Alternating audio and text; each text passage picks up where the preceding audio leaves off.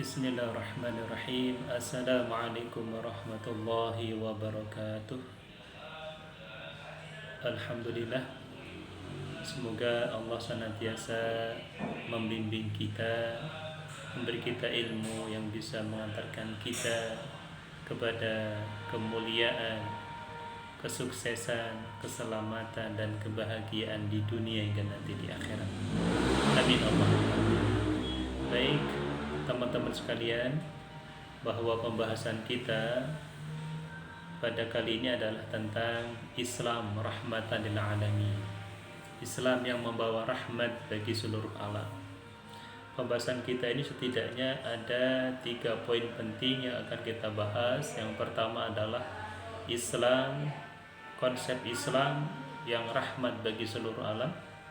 Konsep Islam rahmatan lil alamin.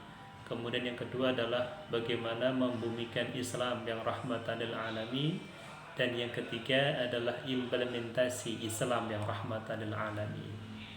Untuk yang pertama, bagaimana konsep Islam yang rahmatan lil alamin?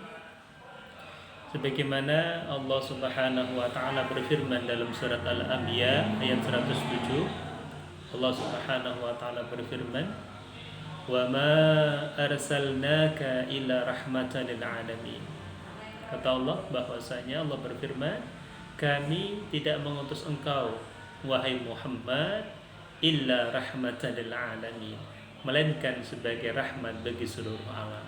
Kita tahu bahwa tatkala Rasulullah Muhammad sallallahu alaihi wasallam diutus oleh Allah ke dunia adalah dengan membawa ajaran Islam. Membawa ajaran Islam. Makanya makna dari ayat ini adalah bahwa Islam yang dibawa oleh Nabi kita, oleh panutan kita Nabi Muhammad SAW adalah Islam yang membawa rahmat bagi seluruh umat manusia, bahkan seluruh alam. Ya. Ketika kita fahami ya makna ar-rahmah, mahwal ar-rahmah, apa itu makna ar-rahmah? Dalam kitab Lisanul Arab ya, yang dimaksud dengan kata rahmah itu artinya adalah riqatu wa ta'attuf. Artinya bahwa yang dimaksud dengan rahmah di sini adalah kasih sayang, kelembutan, kemudian kasih sayang gitu. Sehingga tatkala kita melihat misalnya ada salah seorang keluarga kita, teman kita, keluarga kita bahkan ketika menikah kemudian sering mendapatkan doa ya dari kerabatnya, dari rekan-rekannya, semoga menjadi keluarga yang sakinah, mawaddah, warahmah. Arti rahmah di sini adalah penuh kasih sayang. Jadi penuh kasih sayang, inilah Islam. Islam itu adalah membawa kasih sayang, ya, menebar kasih sayang, membawa rahmat bagi seluruh alam. Bahkan rahmat yang dibawa oleh Islam itu bukan hanya kepada umat manusia tetapi seluruh alam.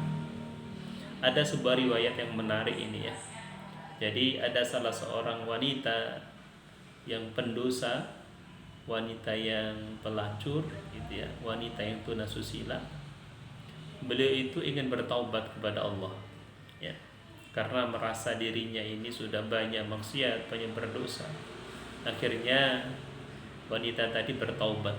Tatkala bertaubat dalam sebuah perjalanan, wanita tadi itu menemukan ada seekor anjing yang sedang kehausan. Ya, ada seekor anjing yang sedang kehausan. Akhirnya seorang wanita tadi merasa ibah. Rasa rahmahnya dalam hatinya itu kemudian muncul. Gitu. Sehingga seorang wanita tadi kemudian mengambilkan air minum untuknya dan diberikan air minum itu kepada seekor anjing yang sedang kehausan tadi itu. Ternyata atas izin Allah Subhanallah, wanita tadi itu kemudian mendapatkan pengampunan dari Allah. Dan kita tahu bahwa amal yang sangat ringan dengan memberi minum seekor anjing yang sedang kehausan tadi itu menjadi penyebab bagi wanita yang pendosa tadi itu mendapatkan rahmat dan ampunan dari Allah sehingga beliau bisa masuk surga. Inilah Islam. Jadi Islam itu bukan hanya rahmat kepada umat manusia tetapi kepada seluruh alam. yang bisa jadi dalam kacamata kita amal yang dilakukan oleh wanita tadi itu adalah amal yang sangat ringan, ya. Tetapi ternyata amal yang sangat ringan tadi itu bisa menyebabkan dirinya mendapatkan ampunan dan ridho Allah Subhanahu wa taala. Makanya disinilah kita tidak boleh merasa diri kita ini yang paling alim gitu ya, yang paling selamat gitu. Karena kita tidak ada yang tahu amal mana yang bisa menyebabkan kita mendapatkan ampunan dari Allah.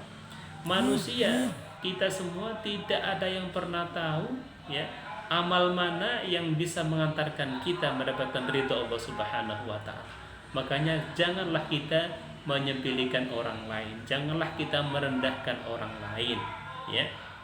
Biarpun dalam kacamata kita misalnya ada orang yang berbuat maksiat, janganlah merasa diri kita lebih alim, lebih suci daripada mereka. Karena kita tidak tahu bagaimana akhir kehidupan manusia. Rasulullah Muhammad SAW bersabda, innamal a'malu bil khawatimah, sesungguhnya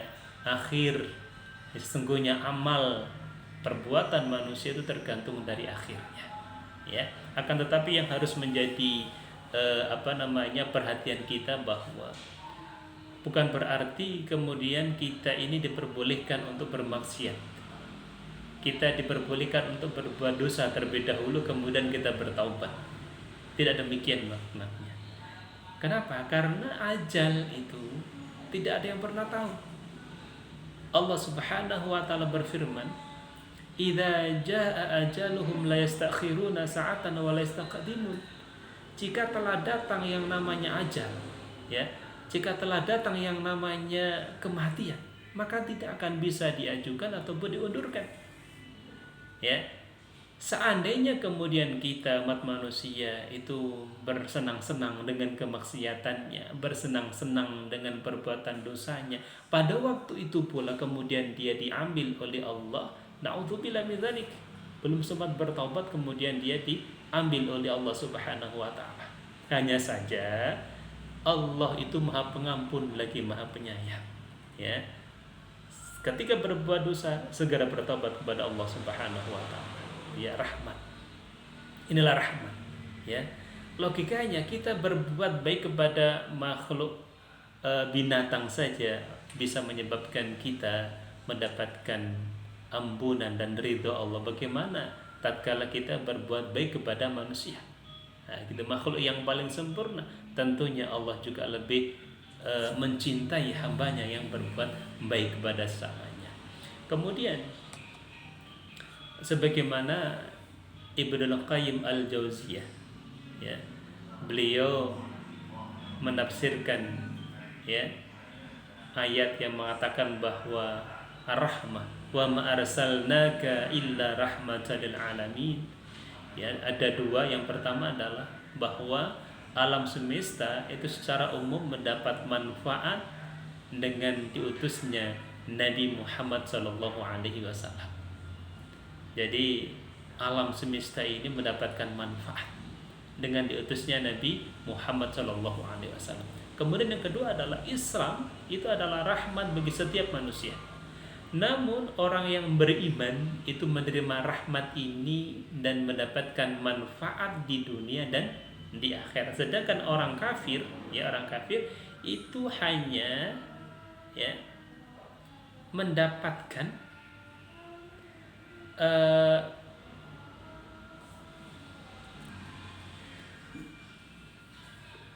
kalau orang kafir, ya, orang kafir itu sebenarnya Islam juga membawa rahmat bagi mereka. Jangankan binatang, orang manusia saja biarpun dia kafir mendapatkan rahmat dari Allah. Hanya saja orang-orang kafir itu adalah menolak rahmat yang diberikan oleh Allah Subhanahu wa taala. Kemudian ketika bentuk belas kasih sayang yang dicontohkan oleh baginda Muhammad SAW ada dua, ya. Yang pertama adalah terkait dengan akhlaknya. Masya Allah, kalau kita melihat bagaimana akhlak baginda Muhammad SAW luar biasa. Akhlak yang dicontohkan oleh beliau adalah akhlak yang luar biasa. tatkala misalnya ada sebuah kisah ya, ada salah seorang kafir di masanya itu yang sedang membuang air kecil di dalam masjid ya. Pada waktu itu Rasulullah bersama para sahabatnya melihat ada salah seorang badui, orang kafir, yang beliau itu membuang air kecil ya, kencing di dalam masjid. Kemudian ketika para sahabat melihat seperti itu, salah satu adalah Umar, ini adalah marah ya, ingin memukul orang yang buang air di dalam masjid tadi itu ya. Tiba-tiba Rasulullah itu menahan, jangan ya, biarkan beliau selesai untuk membuang hajatnya ya. Setelah itu kemudian Rasulullah itu menyuruh para sahabatnya untuk menyiram air kencingnya tadi itu dengan 3 ember. Maknanya apa? Kita jelas-jelas melihat ada orang yang membuang najis dalam masjid. Itu saja Rasulullah tidak serta-merta kemudian memarahi dan mengusirnya. Bahkan beliau itu disuruh meminta untuk biarkan dulu hingga dia selesai dalam membuang hajatnya. Kemudian beliau memerintahkan para sahabatnya untuk menyiram atau menghilangkan najis itu dengan 3 ember siraman air. Masya Allah. Bahkan misalnya ada sebuah riwayat juga ya, bahwa Rasulullah Muhammad SAW ini sedang sholat ya, kemudian beliau mendengar ada salah seorang anak kecil yang sedang menangis bersama pada saat pada saat sholat. Apa yang dilakukan oleh Rasulullah? Beliau itu mempercepat sholatnya agar orang tua yang membawa anak kecil tadi itu tidak merasa risau, tidak gelisah ya. Jadi mempercepat sholatnya. Masya Allah, ini akhlak yang luar biasa. Inilah yang dimaksud dengan rahmah, bentuk kasih sayang ya, yang dicontohkan oleh Rasulullah Muhammad SAW, dan banyak lagi yang lainnya. Kemudian yang kedua adalah bagaimana Islam yang rahmatan lil alamin tadi itu membumikan Islam yang rahmatan lil alamin. Allah Subhanahu wa taala berfirman dalam surat Al-Baqarah misalnya, ya ayyuhalladzina amanu dakhulu fi silmi kafah wa la tattabi'u khutuwatis syaitan innahu lakum aduwwum mubin. Kata Allah, wahai orang-orang yang beriman, masuklah kamu ke dalam Islam itu secara keseluruhan. Masuklah kamu ke dalam Islam secara keseluruhan, dan janganlah kamu itu mengikuti langkah-langkah setan. Sesungguhnya setan itu adalah musuh yang nyata bagimu. Coba. Jadi tatkala kita sudah mengetahui bahwa Islam itu adalah membawa rahmat bagi seluruh alam, agar Islam ini benar-benar bisa membawa rahmat kepada seluruh alam, maka harus diterapkan secara keseluruhan. Ya. Jadi Islam itu harus diterapkan secara keseluruhan agar Islam itu mampu ya membawa rahmat bagi seluruh alam. Gitu ya. Jadi tidak bisa kita hanya mengamalkan sebagian ajaran Islam dan meninggalkan sebagian yang lainnya. Jadi nggak bisa. Kita harus mengamalkan Islam itu secara keseluruhan.